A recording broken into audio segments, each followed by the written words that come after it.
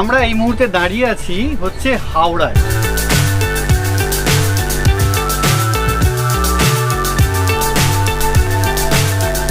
Howrah rail মিউজিয়ামে আমরা দাঁড়িয়ে আছি।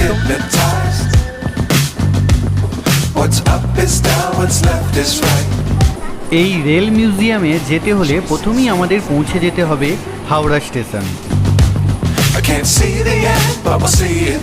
হাওড়া স্টেশনে নেবে কোনো দিকে না তাকিয়েই বা কোনো সাবওয়ে না ধরে একদম সোজা বেরিয়ে যাবে মেন রোডের দিকে। স্টেশন থেকে বাইরে বেরিয়েই তোমরা এরকম একটা ইঞ্জিন দেখতে পাবে, সেই পথ ধরেই তোমরা কিন্তু হাঁটতে শুরু করবে। যেদিকে তোমার 19 থেকে 23 নম্বর প্ল্যাটফর্ম আছে সেই দিকে তোমরা হাঁটা শুরু করবে। ল্যান্ডমার্ক অনুযায়ী তোমরা এই ন্যাশনাল ফ্ল্যাগটাকেও দেখতে পারো, অথবা এই যে জল ট্যাঙ্কি আছে এটাকেও দেখতে পারো। হাওড়া থেকে জাস্ট 5 থেকে 7 মিনিট হাঁটা পথে কিন্তু এই রেল মিউজিয়ামটা তোমরা পেয়ে যাবে। তো এই রেল মিউজিয়ামের ঢোকার কিংবা বন্ধ হওয়ার টাইম বা টিকিট মূল্য কী আছে, আর এখানকার ভেতরে যে কী কী জিনিস আছে সেটা আজকে আমি তোমাদের দেখাবো আমার ভিডিওর মাধ্যমে। তো চলো এখানে ভিতরে ঢুকে দেখবো যে এখানে কী কী জিনিস প্রাচীনকালে রাখা আছে। তো চলো যাওয়া যাক। তো এখানে আমরা ঢুকে পড়েছি। ঢোকার পর এখানে প্রথমেই দেখো এখানে কিন্তু তোমাদের ভিজিটিং আওয়ার্স দিয়ে দিয়েছে, ঠিক আছে। ভিজিটিং আওয়ার্স এখানে মোটামুটি 8টা থেকে 8টা। টিকিট মূল্য যেখানে হচ্ছে তোমার 30 টাকা।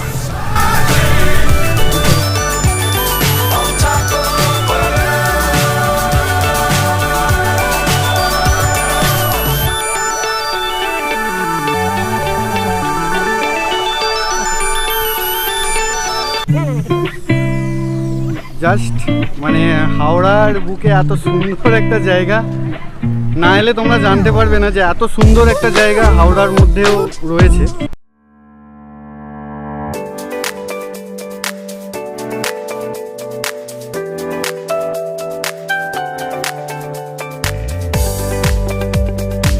আমি স্টিম ইঞ্জিন দেখতে পাচ্ছি, যেটা হয়তো প্রথম শুরু হয়েছিল এইখানে।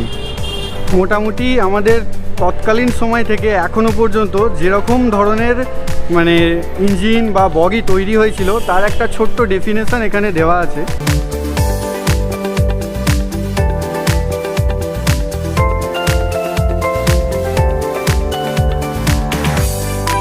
এটা হচ্ছে তখনকার দিনের মানে যেরকম ধরনের বগি ব্যবহার হতো, এখানে কিন্তু সেরকমই একটা ছোট্ট দৃষ্টান্ত দিয়ে রেখেছে। তো এখানে তোমরা আসতেই পারো, তোমাদের বাচ্চা কচিকাচা বন্ধুবান্ধব যা আছে সবাইকে নিয়ে তোমরা আসতেই।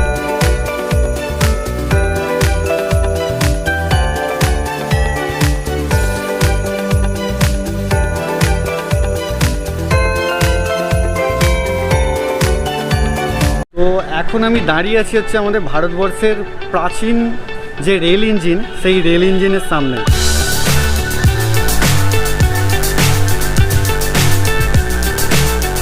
এটা তো এখন আর তোমাদের সচক্ষে দেখাতে পারবে না, তাই এখানে তোমাদের মিউজিয়ামে এটাকে সংরক্ষিত রাখা হয়েছে। তোমরা তোমাদের হাত দিয়ে তোমরা সেই প্রাচীন ইতিহাসকে কিন্তু স্পর্শ করতে পারো এখানে এসে।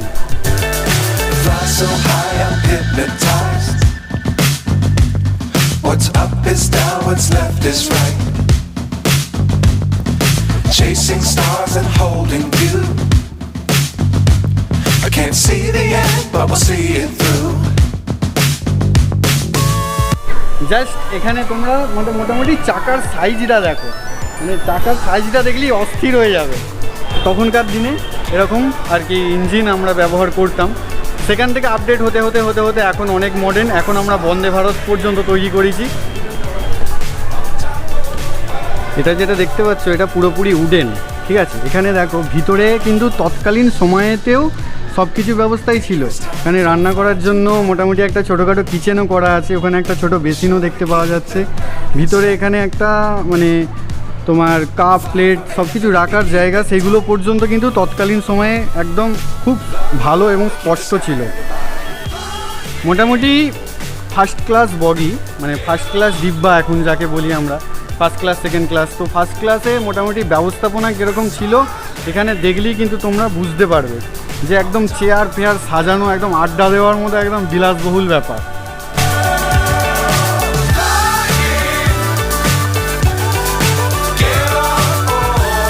তো তোমাদের বলবো জায়গা খুবই ভালো। তো তোমরা তোমাদের বন্ধুবান্ধব বা বাড়ির যারা ছোটরা আছে তাদেরকে নিয়ে তোমরা যদি আসতে পারো, আমি বলবো যে তারা খুব সেরা এনজয় করবে। কারণ এখনকার সময় থেকে তখনকার সময় পর্যন্ত তারা জার্নিটা কিছুটা হলেও এখান থেকে দেখে আইডিয়া করতে পারবে যে তৎকালীন সময় থেকে এখনকার পর্যন্ত জার্নিটা কিভাবে কমপ্লিট করেছে, সেটা ইন্ডিয়ান রেল এইখানে এলে তোমরা কিন্তু বুঝতে পারবে। কেমন লাগছে রে? দেখ দেখ, সব পুরনো জিনিস, একদম অ্যান্টিক, সব antique piece.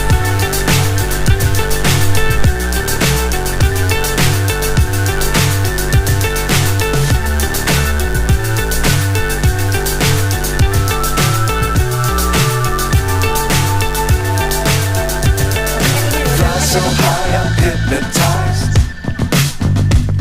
What's up is down, what's left is right. Chasing stars and holding you. I can't see the end, but we'll see it through.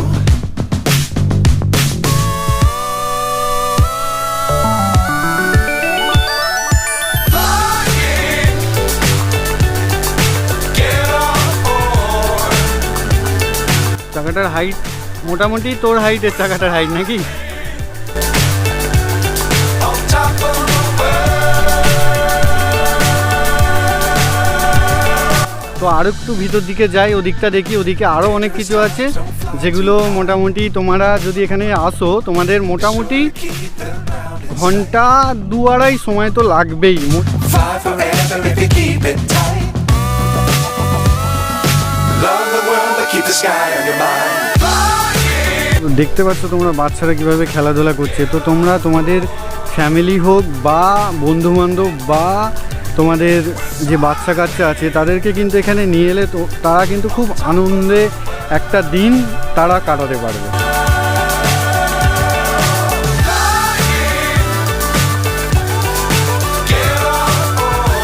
আচ্ছা, এখানে একটা খুব ভালো জিনিস, এখানে একটা টয় ট্রেনের ব্যবস্থা করে রাখা আছে। যে টয় ট্রেনটা আমরা চাপবো কিছুক্ষণ পর, কিন্তু তোমাদের একটা ওয়ার্ক রাউন্ড হচ্ছে, সেটা আমি তোমাদের কিছুটা হলেও দেখিয়ে দিচ্ছি।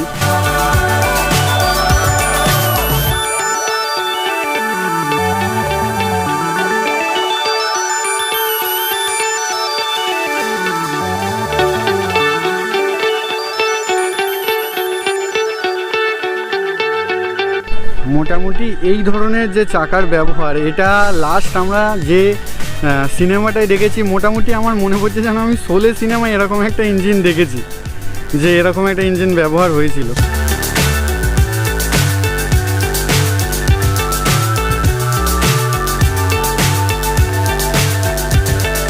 Fly so high I'm hypnotized. What's up is down. যেহেতু এখানে বাচ্চারা এসে ভালো মজা করতে পারবে, তাই কিছু বাচ্চাদের অ্যাক্টিভিটিসও আছে। তো সেগুলো তোমাদেরকে একটু দেখিয়ে দিচ্ছি। তোমরা যদি তোমাদের পুচকেগুলোকে নিয়ে আসো তো তারা এই অ্যাক্টিভিটিসগুলো এখানে কিন্তু করতে পারবে।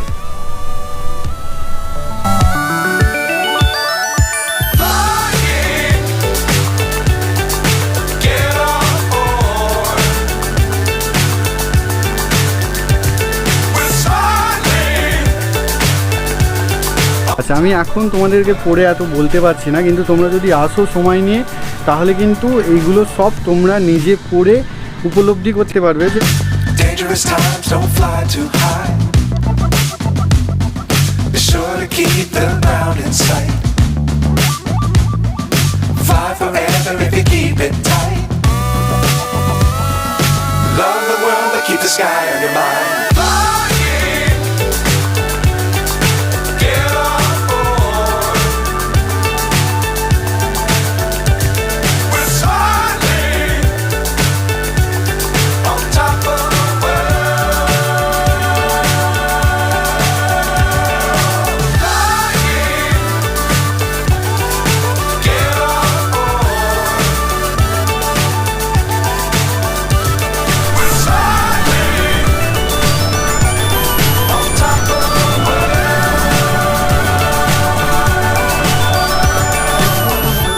এদিক ওদিক চারিদিকটা দেখলে বুঝতে পারবে যে তৎকালীন সময় থেকে এখনকার সময় পর্যন্ত রেল যে কিভাবে স্টেপ বাই স্টেপ নিজেকে আপগ্রেড করে গেছে, সেই জিনিসটা তোমরা এখানে এলেই জানতে পারবে।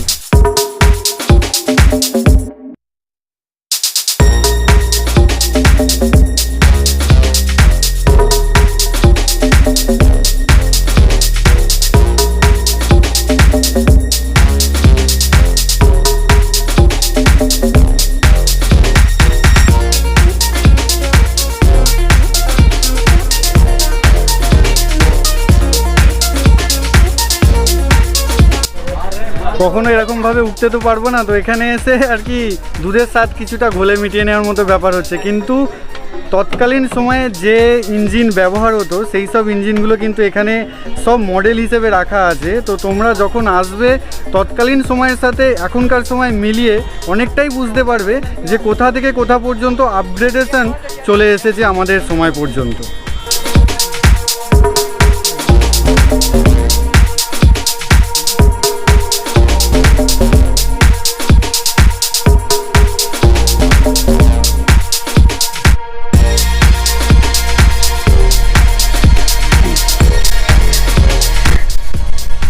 তখনকার দিনে ইঞ্জিনের ভিতরটা ঠিক কেমন হতো ওইটা একটু তোমাদেরকে দেখাই। এটা হয়তো সবাই দেখাবে না, কারণ এখানে ওঠার পারমিশন তো সেইভাবে নেই, তবুও লুকিয়ে চুরিয়ে যতটা উঠে দেখানো যায় তোমাদেরকে। তো তোমরা চ্যানেলটাকে একটু সাবস্ক্রাইব করে নিও যদি ভালো লাগে তোমাদের ভিডিওটা, আর এরকম ইনফরমেটিভ ভিডিওর জন্য তোমরা আমাকে ফলো করো, দেখতে থাকো। এখান দিয়ে সাধারণত দেখে মনে হচ্ছে যে এইটা কয়লার জ্বালানির কিছুটা অংশ বলে মনে হচ্ছে। এই যে এইখানে হাপড়টা দেখতে পাচ্ছ, এই হাপড়টাতেই মনে হচ্ছিল শোলে সিনেমার কয়লা এখান দিয়েই ঢোকানো হতো, আর এখানে হয়তো কয়লা স্টক করা হতো। এই জিনিসগুলো দেখে কিছুটা বোঝা যাচ্ছে, কারণ আমরা দুটো জেনারেশান যারা আছি, আমরা হচ্ছি দুটো জেনারেশান মিলিয়েই আমরা হচ্ছি একটা জেনারেশান। আমরা মোটামুটি তখন থেকে এখন পর্যন্ত সমস্ত জিনিসটাকে অল্প হলেও জানি। তো এইখানে দেখো যে যারা যারা সিনেমাগুলো দেখেছো, তো এখানে এই জিনিসগুলো দেখলে তোমরা কিছুটা আইডিয়া করতে পারবে যে তৎকালীন সময়ে যে জিনিসগুলো ছিল সেই জিনিসগুলো এখন কীরকম রূপ ধারণ করেছে। এখন আমি মোটামুটি দুটো ইঞ্জিনের ঠিক মধ্যবর্তী জায়গায় অবস্থান করছি। এটা কিন্তু ভাববার বিষয় আছে, কারণ এটা তো তোমরা রেল লাইনে করতে পারবে না, এই মিউজিয়ামে এসেই করতে পারবে। তো আমি এর ভিতরে ঢুকে দেখছি যে এই যে জিনিসগুলো একটার সাথে একটা জোড়া লাগায়, তো এই জিনিসগুলো কিভাবে কাজ করে যদি এখান থেকে একটু দেখে নিতে পারি তাহলে কিন্তু খুব ভালো লাগবে, যে যখন ট্রেনটা যাবে তখন আমরা বুঝতে পারবো যে এগুলো কীভাবে কাজ করছে। তো এখানে একটা পুরো বগিকি রেস্টুরেন্টের রূপ দান করা হয়েছে। তো তোমরা যদি এখানে কেউ আসো, এসে এখানে তোমরা যদি কেউ কিছু খাবার খেতে চাও তো এখানে এসে তোমরা খাবার খেতে পারো। তো এখানে একটা থিম বানানো আছে যে তৎকালীন সময়ে হাওড়া স্টেশনটা কেমন ছিল।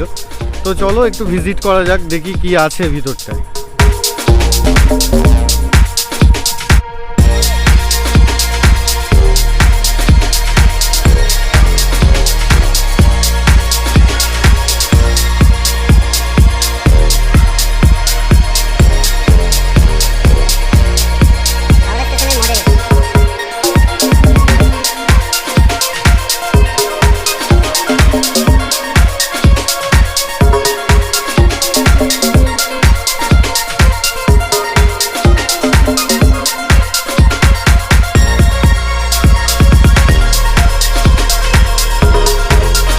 এটা রাইড হয়, এটা চাইলে তোমরা রাইড করতে পারো।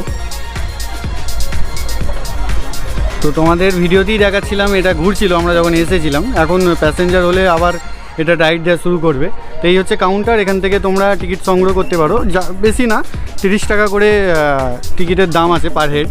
তো তোমরা এখান থেকে টিকিট কেটে এটা কিন্তু তোমরা রাইড নিতেই পারো।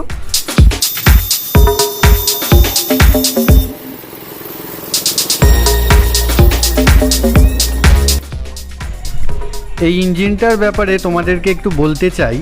যখন এটা যুদ্ধকালীন পরিস্থিতি হয়েছিল এবং এই ইঞ্জিনটি পাকিস্তান থেকে আমাদের দেশে এসেছিল, তারপর কিন্তু এটা পাকিস্তানের ফিরে যেতে পারেনি। এই ইঞ্জিনটা এখানেই রয়ে গেছে ভারতবর্ষের মিউজিয়ামের আন্ডারে। তো তোমরা এখানে যদি আসো, তোমরা এই ইঞ্জিনটাকেও এখানে এলে দেখতে পাবে যে ইস্ট পাকিস্তান রেলওয়ের ইঞ্জিন এখানে এখনও বর্তমানে রয়েছে। বিকেল পেরিয়ে এখন কিন্তু সন্ধ্যা হয়ে গেছে। হাওড়াতে ট্রেনও ঢুকে গেছে, এবার বিদায় নেবার পালা।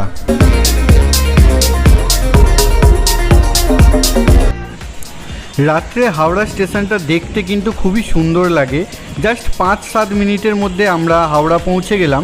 আর ভিডিওটি কেমন লাগলো অবশ্যই কমেন্ট করে তোমরা জানিও।